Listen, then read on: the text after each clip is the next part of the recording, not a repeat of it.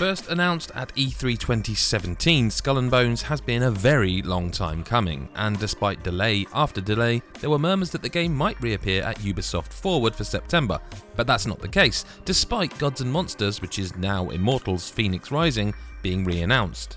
But that doesn't mean we don't have some news on the Pirate 'em Up game from Ubisoft. Speaking in an official statement on their site, Creative Director Elizabeth Pellin has revealed that production on the game has been in full swing with a new vision, and that the team at Ubisoft Singapore are working on plans to reveal the game sometime in the future. Skull & Bones is a tactical action game that, upon announce, seemed to borrow heavily from the naval combat that Assassin's Creed Black Flag popularised, only with a whole game wrapped around it instead of the traditional action-adventure gameplay from Assassin's Creed.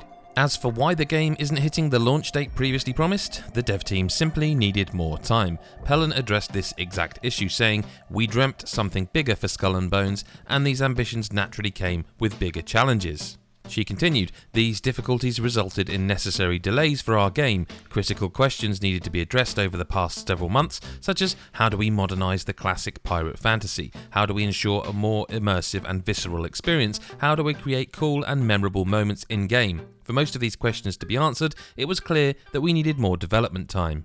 The team has also recruited further members to help with development, pulling in people from Ubisoft Berlin, Kiev, Chengdu, Paris and the Philippines. But for fans hoping that the re-reveal will be soon, well, Pellin signed off by saying that people will see more of Skull & Bones at our comeback next year. So it's going to be a little while longer before pirate fans get to hear much more about this one. For more on Skull & Bones and everything announced at Ubisoft Forward, head on over to nme.com.